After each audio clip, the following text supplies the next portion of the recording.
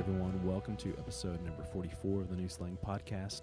I'm Thomas Mooney, the editor-in-chief of New Slang here in Lubbock, and this week we're putting out 2 episodes. So if you haven't checked out the episode that came out on Monday, that was with BJ Barham of American Aquarium. This one right here, though, is with the Lubbock-based band Nojai County. This was done a while back. It's a little bit different than our usual setup. You know, typically we just sit down with 1 or 2 people and have a conversation. This one's a little bit different. We kind of just sit with the entire band. Basically, we just set up a couple of mics and they just kind of go back and forth talking. It's actually kind of funny is I think the guys from Nojai, they would admit to being a really loud and rowdy bunch, but you know, you set a couple of mics in front of them and all of a sudden they become real considerate of one another, let everyone kind of talk, and there's rarely any moments where they're talking over one another, which is kind of, I don't know, surprising for this band. We kind of go into a lot of, I guess, Lubbock music history as far as the last decade goes and what the band is doing for their next record. They went down to Wimberley, Texas to record this record, and it's really them going and trying to, I guess, really jump off what they did with the last record, but also kind of capture what we've been calling Panhandle music for these last, what is Panhandle music? They're trying to answer that with a record, basically. To be honest, I believe the one who really kind of originated the catch-all genre title for all the music that's been happening up here these last, I don't know, how many years. The quote, Panhandle music, that actually kind of comes from Briston, who is the lead guitar player for Nojai County. And he's actually the one who did the instrumental track for the intro here. It's from one of his old bands, this band called Glacier Country, and it's a song called Black Horses. So, yeah, he's kind of this one of these guys here who has done a whole lot of different kind of art here in Lubbock and in West Texas, and has a lot of deep ties to the area. So we talk a little bit about that as well. So yeah, I don't want to ramble on too long. So yeah, here's this interview, laid back music conversation with Nojai County.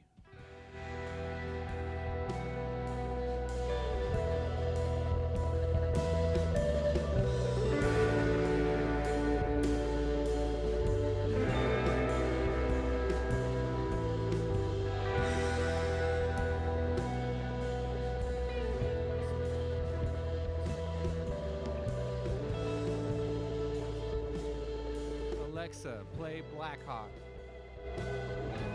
Playing Big Black Cock. That shit was fun. That happened in the studio. Really? On the back patio at Yellow Dog Studios. That's exactly what I said. Alexa tried to search for Big Black Cock. Yeah, when I Instead said of Black Alexa, Hawk. play Black Hawk. Well, let's start. Said searching. Let's Big start Black right there. Cock. Studio. You guys been in the studio for here in I don't know, weekends. A minute. We've at a done. We did 2 week-long sessions and then 2 or 3 weekend sessions, and then I went back and did a Monday here in December, the first Monday of December, to finish up the last little bits and pieces. Yeah. So total 472 days in the studio to come up with this record. Mm-hmm. It's going to be amazing. or 16 days, same thing. Close enough. It's just not. Who's counting? Yeah. So, why did you go? Was it just because everyone else voted on we that were Monday? in the That's last exactly what happened. the last session we were in. Our engineer / producer Adam Odor, shout out to that bro. He asked if anybody was going to be around anytime soon. I said I'll be down in San Antonio in a couple weeks. He said come in. I've got 3 more percussion tracks to run, and then we just want to listen down to everything we've done and make sure that we're good with it. And so I said, all right. and I was down in San Antonio, went to Wimberley, listened down. I got the final say on everything, and I cut out a lot of dubs parts. Why were you in San Antonio, Matt? And Why were you in San Antonio, Matt? Plead I- the fifth. Plead the fifth. No, Matt ran a half marathon. Way to go, Matt. And completed it in 2 hours and 20 minutes. 2 hours and 20 minutes. Was it hard? I mean, it was strenuous. Did yes. It was humid and muggy, and they said it was flat, but they lied. Because I'm from Lubbock, Texas, and I know what flat is, and they do not. And it started raining about mile 4, which really sucked. But made it through, and it was an experience that I really don't care to do ever again. yeah. But I get to say that I did it now, so I don't have to do it ever again. Well, I'm sure. I'm super like, proud of you. Are you familiar with like the whole, like the chafing stuff? Like whenever you, Not really. Vaseline on your nipples. yeah. Have you? I've never really had an issue with that. So no, like what happens is like the runners get like the cotton shirts and they just like get chafed on their nipples and like start Yes, bleeding and yes, stuff like that. I've Did seen. you? I've seen that. The Office is my main. The 5K on the show The Office. Whenever Andy Bernard, has bloody nipples, Yeah. that's my main experience with that. Was that episode Did you of take The Office? any precautions? Though, is what I'm asking. Or did No. You, like, Just got the sleeves off a shirt that had a bald eagle with sunglasses on and ran. okay, well, that's pretty good. Yeah, it was Did good you times. did you run like did you prepare any way for this or did you just go? Yeah, I mean, I trained for it for a little while because that would have been death to me. If I yeah, had. well, that's what I'm asking. But yeah, I did it. Don't ever want to do it again. The end. The initial motivation was Matt got his ass kicked by Mount Princeton. Right? Oh. Was that Mount Princeton? What did we Oh climb? yes. Me and Briston Yeah. climbed a mountain in Colorado called Mount Princeton, and I couldn't quite make it all the way in the time that we had arranged for us to go up there, and I was upset about that. That was kind of what kicked off my trying Yeah. to get a little bit in shape. And Word. I hear you. Going back to the record though, like, okay, like what made you guys want to work with Adam? Like, how much, I guess, did you guys let it just be where you put it in his hands, as far as The what went down the in- guys from 40 Thieves, they've done 2 albums, or I guess this is their second album they've done with him, and they really liked him. Mhm. And they played a show with him here in Lubbock. We met him. He's a super cool cat. We went out there and hung out with those guys at Wimberley, and it's just a big compound, great place to stay, away from everything else, just no distractions. So it seemed like a really cool place. Like when we did it here, our last album we did with Alan at Route 1. Alan's a great engineer. Sounds great. But then we all got to go back to Lubbock, yeah, just where full of distractions at the end of every night. And so, like, getting hammered after recording made for some terrible vocals the next day. So we thought it'd be fun to get away, and it really worked out. Like doing it week at a time yeah. instead of a couple days here and there. To me, like if you go and record somewhere else, it becomes more of an experience versus That's absolutely right. anything else. So, like, what was it just easy to decompress there, like, and very, concentrate? very. Yeah, I slept in a hammock for like the first week on the river. It's pretty amazing. So, plus Adam is cool, and when we got to meet him, started working with him. I mean, he's a West Texas boy, he's from Groom, and he understood what we were thinking, what we wanted to do, with just the style of music we were going for, and so he's really taken a few bands under his wing and just helped him develop, and he's sort of like, I guess, grooming a group of us to just create something, create something unique and artistic. So it became really easy and a lot of fun with him. He's really good with that. Yeah. Well, like, what about okay, so, like, last record, you didn't really record on it, right, Briston? You weren't? No, I wasn't in the band for the last record.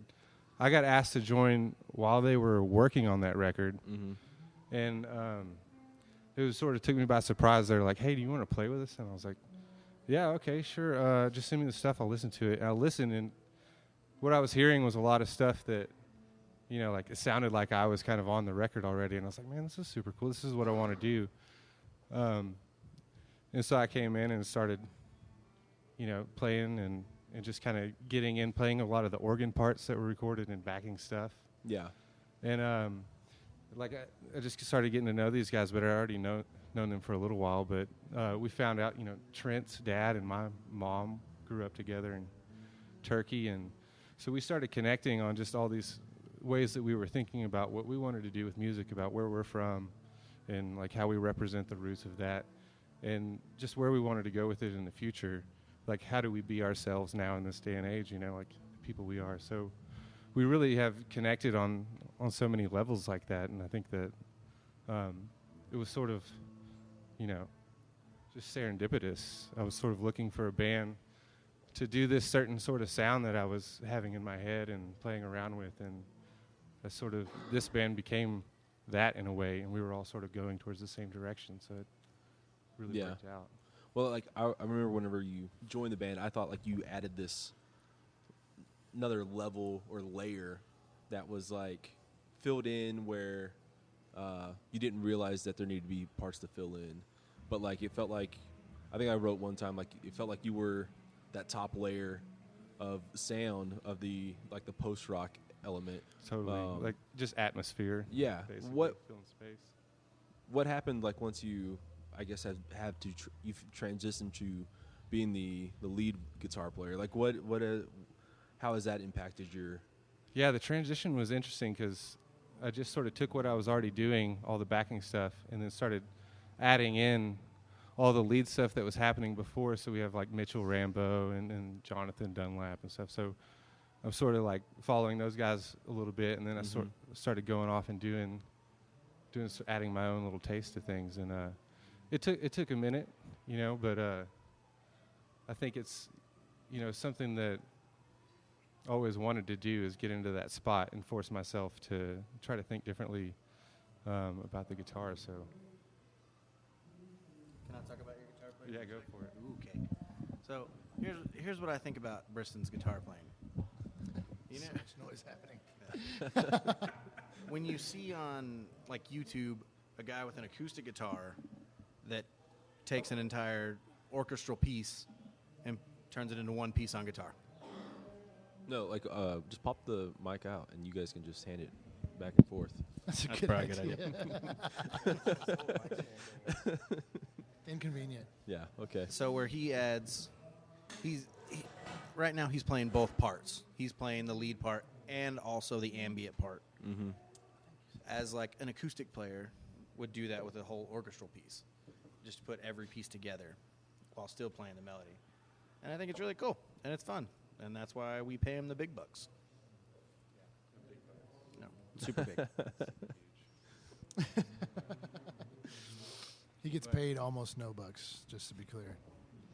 I mean, I can talk about how I came about that sound. I mean, I grew up in the Panhandle here. Like, you know, I've never really lived any place more than 5 years, but all over like Lubbock, Canyon, Amarillo. And so I just grew up, you know, my family's from Turkey, and so Western swing, and then you got, you know, you got Waylon Jennings, you got the Flatlanders, you got the Maines brothers, you got Buddy Holly, all this influence, right? And then, you know, I moved to Dallas and got some of that late 90s, early 2000s indie rock scene. And then went down to Austin, College Station, back into Dallas, got into some R&B and hip-hop and things like that, and then came back to West Texas. And it was interesting because at the time I didn't know Texas country. Like, I knew Pat Green and all that stuff, but I didn't know that you could be a country band, right? Because it's usually like there's a singer and then there's the studio musicians, right? And when I came back here, everyone is doing country bands. And I was always thought, like, all right, I would love to retire into country, you know, like play rock, play progressive music, and then, you know, be creative, then come back in my old age and be a country musician, because those are the most skilled musicians. It's like, and it takes years, I feel like, to get to that level. And so when I came back here and all these dudes my age are already doing that, I was like, dude, I'm totally in. But I wanted to be true to the Panhandle, which is completely different than what I felt like people were representing as Texas country. It's like we have more of an electric heritage. You know, the first use of electrified instruments and the Stratocaster and all that was, you know, Eldon Shamlin and Bob Wills. Mm-hmm. And you got Buddy Holly and all this rock and roll coming out of here. Mars Volta, Explosions in the Sky. You've got all this electric stuff. And it's like we have a different thing up here. And to me, it's based in the landscape. It's based in the sounds that are around us. And so I wanted to add that element because I felt like, you know, if we're going to represent, if we're going to get into this representation thing, which I think we all agree we're sort of against genre naming. Yeah. But if we're going to get into this, then let's really like resonate, you know, this place. And so the opportunity to do that is just sort of, you know, happening at the right time. You can hear this music creeping into Texas country, all this influence from the 90s and the 2000s. It's like, you know, what do you do? Like Nirvana happens. It's like, what do you do after that? It's like you can be emotional and aggressive and be loud. It's like, and we all grew up on with that sort of thing too. So it's like, how can you really ignore that? And so I feel like pulling in all these things, being modern, that's more true to like if Bob Wills was around these days, he'd be pulling in everything he could do to make people dance, you know. So Yeah. Sort of the idea. Yeah. Well, you know what's interesting though too is like the swing days be these big dance halls, right? And you got a band up there with, you know, 10 people playing, and people are out there dancing. And now, like, it's transitioned to being just, like, really, like, Waylon Jennings really turned it on, where the band was like a 4-piece band, right? And people really kind of stopped dancing. It was more watching now. Yeah. And It's become more prog rock. in Yeah. The way the fans interact with it. Well, like, It's what, interesting. I mean, like, people aren't necessarily, like, two-stepping or nothing like that to y'all's music. You don't really write, quote, two-stepping music or, like, dancing music. Two-step to anything. Can you? It's true. Yes, you absolutely can. It may not be good, but you can do it. I know, like, you art's, shouldn't, but art's- you can. art's very anti, I don't know, what would you call it? You're, you got to dance a certain way to a certain song. Especially a waltz, people. It's in 3, get it right. I'm really sick of it. Don't two-step to a waltz. This has been a A PSA? public announcement, yeah. Yeah, Public service announcement. PSA. I feel like I had two things I really wanted to bring back was like reverb and waltzes. I was like, we need more of those, more reverb and waltzes. Is that the album title? You know, No. It should be. Yeah, reverb and waltzes. There you go. I'm okay with that. Yeah. I'm So, totally like, okay with that. I know that for a while you guys were throwing around, like, maybe doing, like, an EP follow-up to the last record. What made it transition to being a full length and going down that route? And Well, I think the original plan was to go down to Wimberley and record an EP. I'm pretty sure. And then we just kind of went like, never mind. We have all these songs. Let's just do it. And it was never like a conversation. We just kind of kept recording songs. And it turned into from, you know, let's do 4 to 6 to let's do 13 instead. and I think we would have kept going if we had more songs to do. We would have just kept recording them and like, we're going to put out a double, you know? I don't know. Wasn't the original idea to go cut a single? Yeah. We were going to go down that first weekend, just cut a single, because we had one song that we knew we wanted to put out. And then we came back, and then we stayed for a week. And then I think we just decided we have all these songs, let's finish them. Yeah, and we were like, okay, like 10's good enough. Then it was like, oh no, we have these two. Okay, let's do these. Let's do more. And Yeah, and then we wrote a couple in the studio. well, like, what is that experience like? Where, 'cause to me, that feels something totally different. Where a lot of bands don't really have the opportunity. Usually, you go in there and you cut what you have, right? What's it like to create in the studio? I think that's the main thing that's different from our last record. I think the last record, we really had a plan going in, lots of hard plans, and that was good. We were able to be focused on what we're trying to accomplish, and we put out a really succinct record. It's cheaper that way. It is cheaper that way. But this time it was really cool to watch kind of an album evolve out of really nothing. I mean, we had some lyric ideas, some chord progressions, and some stuff we wanted to jump into, but no real hard direction. And we had talked even before that about doing a Panhandle music EP or a Panhandle music album, and we were thinking, that'll be the next one. Maybe next year we'll do that one. And as the themes came together and the sounds, and we added a couple of three of Brisson's songs that we went ahead and recorded, it really felt like it was kind of evolving into a Panhandle music album. So I think it was after that first week we just decided, hey, now's the time. Let's just jump right into it and finish it. Yeah. See y'all later. Trent Langford, everybody. But yeah, that was totally. I mean, we weren't planning on doing this, and it just started happening, and we were like, this is it. Let's just make this statement right now and just put ourselves in this place, and then this is who we are. And it basically just means we're going to play whatever we want. I mean, we're not going to be bound by any sort of previous thought on what we should be doing. Like, what is Texas country? It's like, I don't think anybody really knows that at this point. So let's just play what we want, and just if people like it, they like it. If they don't, then let's just get jobs. Well, I think like one of the biggest things for y'all is that like your maturation process, like you guys you've not like blown up like, let's say, like a Flatland Cavalry, who those guys are all like 20-something years old now, mid-20s, I guess. Y'all are all in the 30s. 30 Oh, and no, up. I mean, like, At least 30. y'all like in the 30s. So, like, what is... I feel like you guys have, how many records? You guys have done 2 EPs before the record. 2 EPs and 2 full records. Yeah, okay. So, like, I feel like y'all's progression, y'all's growth track has been where not only have you guys gotten better, but, like, as individuals and as a band, you guys have kind of figured out, like, you don't have to necessarily play to the radio or play to try and fit the mold for any band or like any person, you know what I mean, to sell records or sell the idea of being a quote Texas country band or whatever. Like, yeah, I mean that kind of goes back to the difference between the last 2 records. I think 2015 is when we put out the last record. Is that right? Or 16? 15? it was 15. Really early 2015 is when we were talking about jumping into a full-length record, and we wanted to take a stab at regional radio and really do it one time the way that we're supposed to and see what happens with it. And I think we put out a record that was that we were proud of, and we did what we wanted. We accomplished what we wanted to.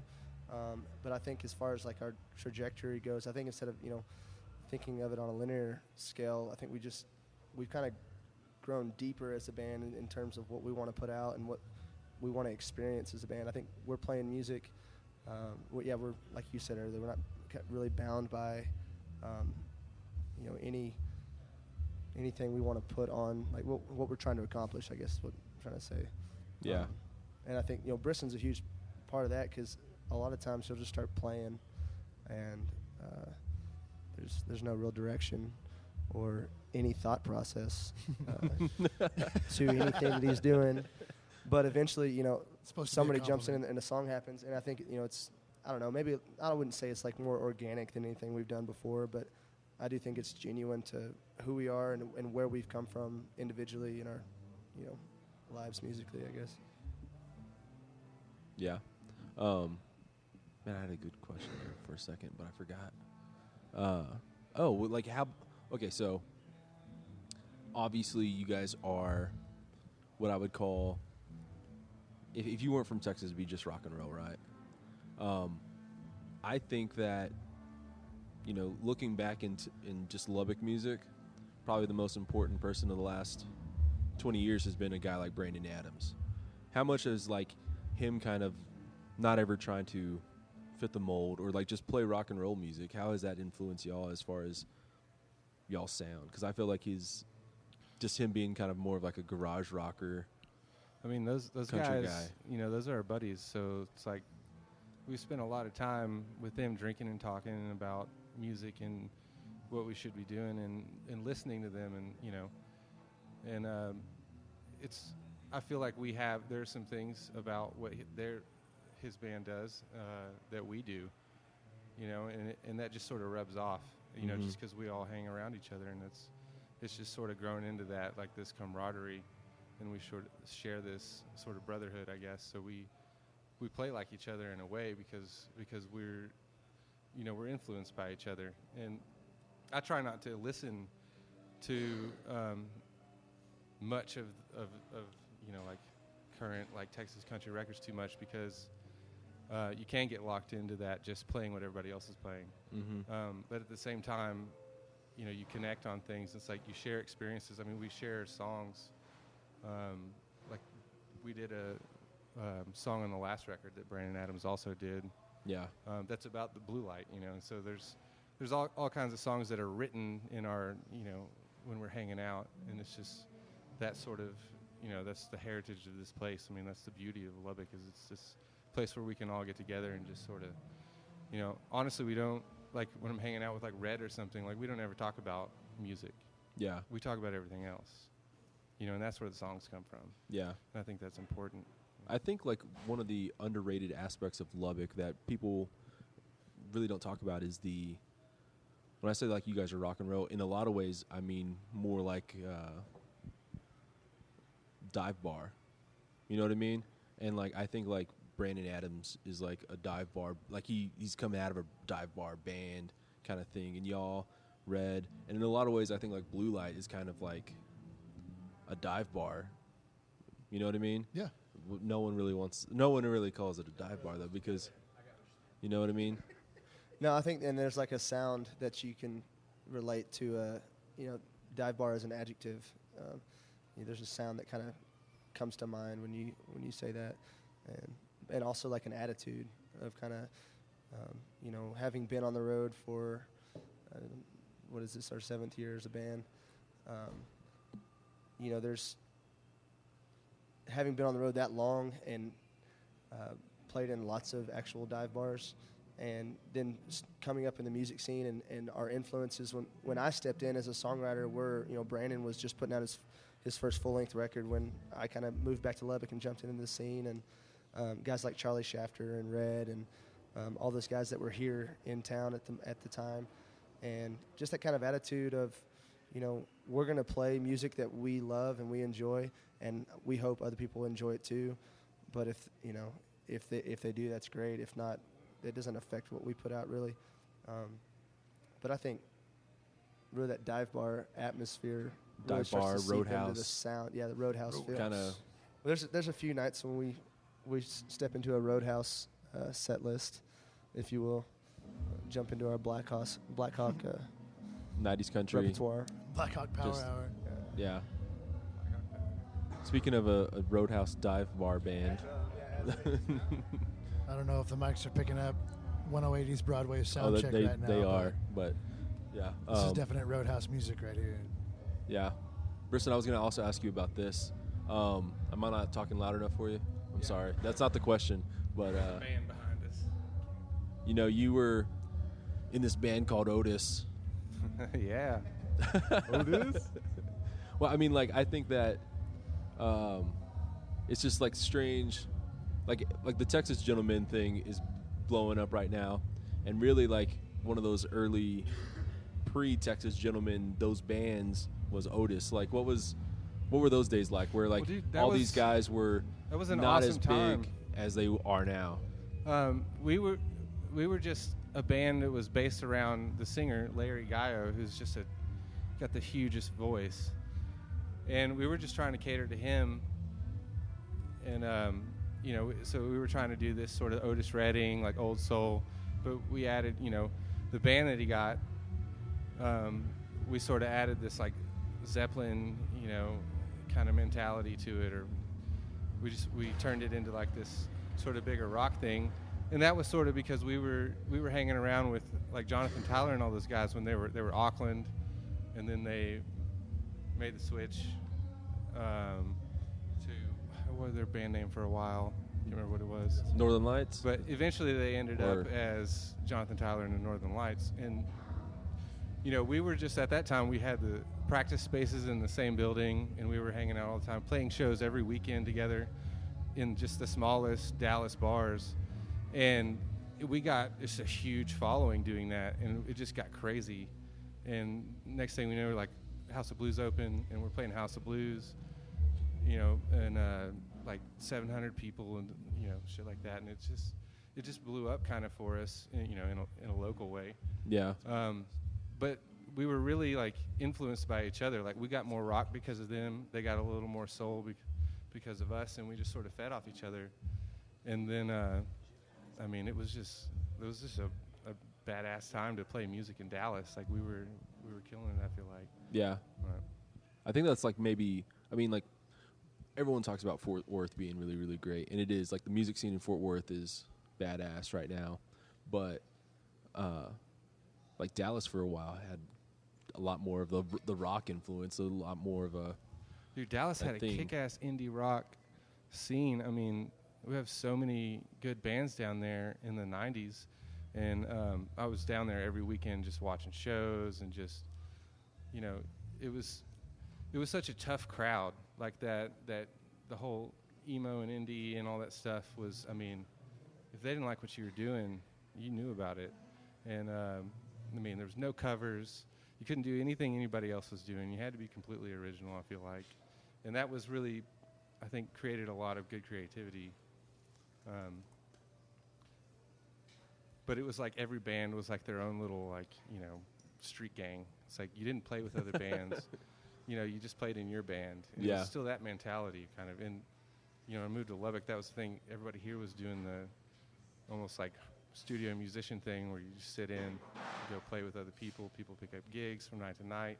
You have all this interchange, which was so beautiful. It's like, hey, everybody just hangs out, and that's where you get a lot of the connecting sounds. Sometimes it's just the same people, stuff. Yeah. Throughout different bands. That's what you're hearing.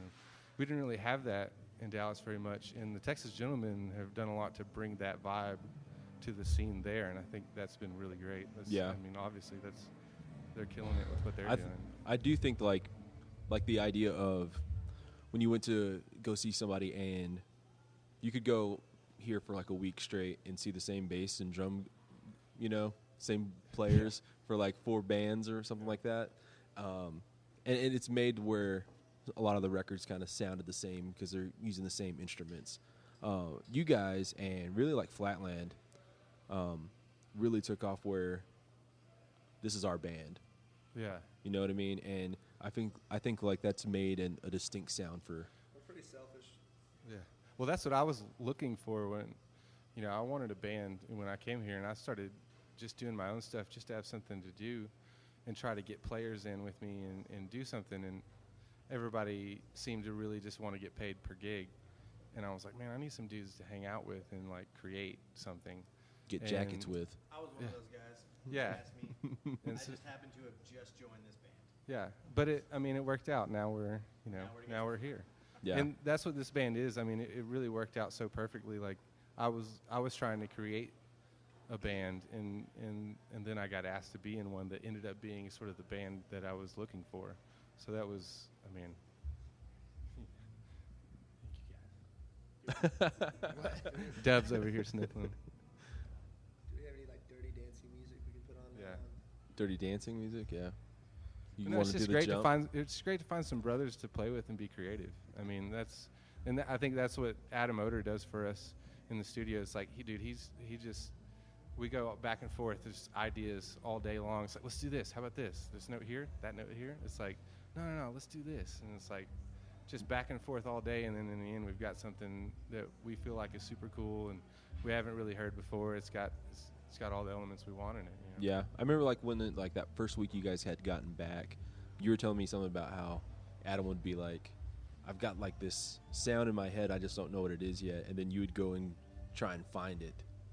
Yeah. Like the, when it came to percussion stuff, that was my obviously what I don't know how to play other notes besides I hit something, and he would just be like, man, I'm hearing this. And I'm like, okay, what is it? He's like, I don't know, but like it sounds like a or bing or something, and I'll be like, okay. I'd walk around the house and just like start hitting stuff until we found the right thing. I played an oak tree on this record. Trent played an oak tree. I played the lid to the grill outside. I put it brought it in the studio and hit it with a mallet. And we do have coconuts, 2 halves of a coconut, banging them together. On the album. Coconuts. There's one part where I'm hitting an Altoids tin with a rubber mallet. The diaper bag. Oh yes, the Uber shaker. We put all of the shakers and tambourines and whatever random stuff, maracas and everything into Dub's diaper bag. It's not for me. It's for And it's for his Depends, and it's for his son, and put everything in that bag, and then just shook the entire bag, and made just one, and then we recreated that. Me and Adam did on our last session with a different bag, but it was the same premise, and so we just, there's a couple songs where there's 6 tambourines and 12 shakers all hitting the same notes at the same time. Yeah. And if you listen really closely, you'll hear backpack straps flapping and crazy stuff like that. Yeah. Maybe a laugh or two throughout the mix that he couldn't get rid of, but that's what makes it fun. Yeah. So you guys gonna get Art a coconut, like the tambourine kind of thing? I had to record Art's tambourine parts, and I wasn't very happy about it. But he wouldn't come to the studio, so I had to do it for him. We'd have to make more coconut things. We did. We created the 2 halves of a coconut, banging them together with a chainsaw because we did not know how to split a coconut properly. No kid. So we just got a chainsaw and cut it in half, which way worked very harder well. than you think it is. Yeah, so we found a little chainsaw and we cut open a coconut. I looked on YouTube and I tried to figure out how to split it, and we did not do a good job. Yeah. A chainsaw, however, will split the shit out of a coconut. Yeah. Split the shit out of it. A chainsaw will fuck a coconut up Yeah. like nothing you ever seen. That was a terrible Tim Allen impression. I tried to. Oh, is that what that was? I did not That really. was my Binford.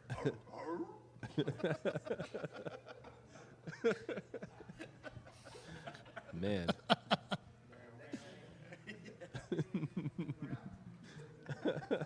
Okay, neighbor.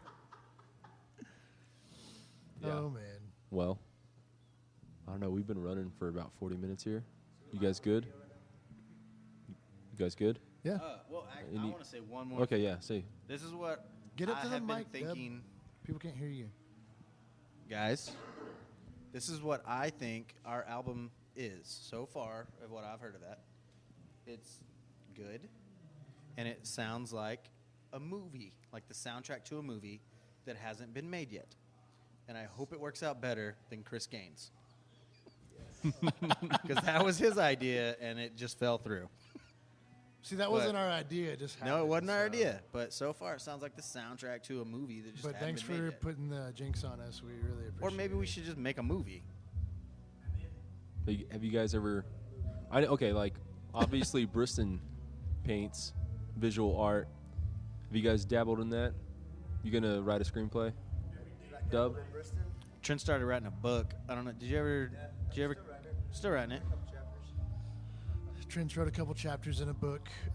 We normally let Tanner Griggs handle all of our other Yeah. visual medium.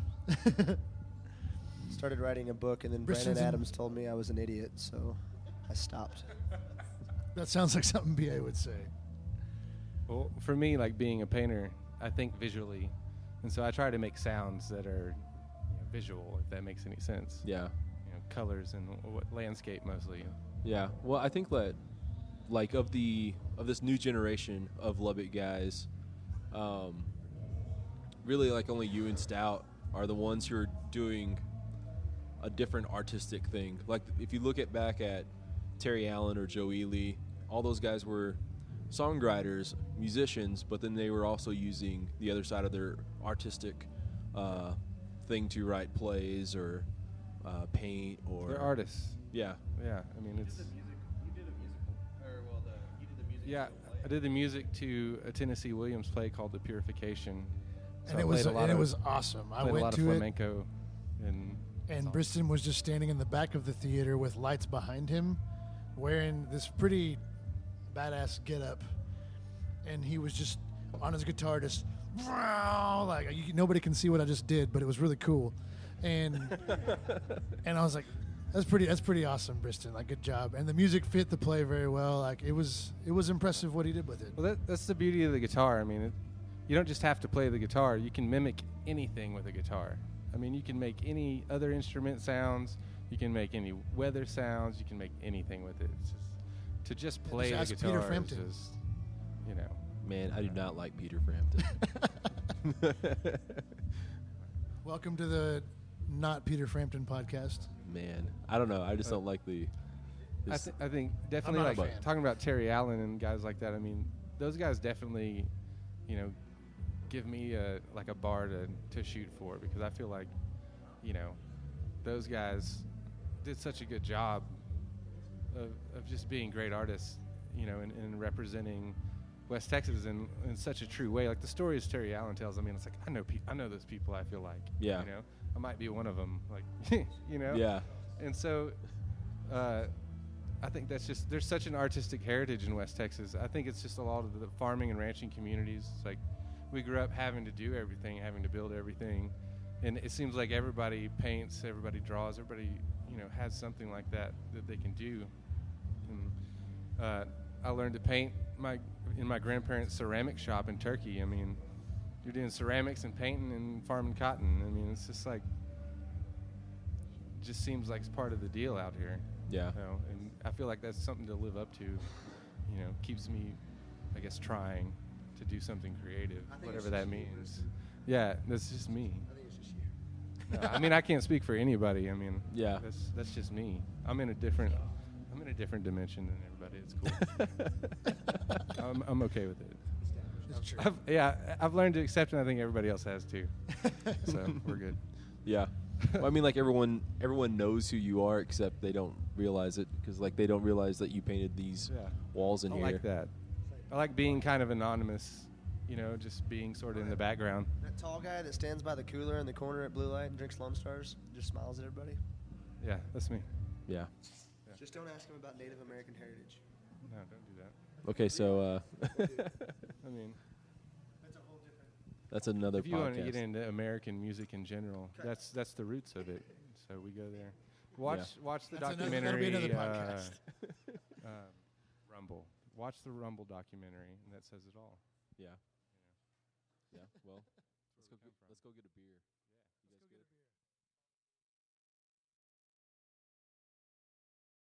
You guys good? Hi, and welcome to New Slang Podcast. And we're back.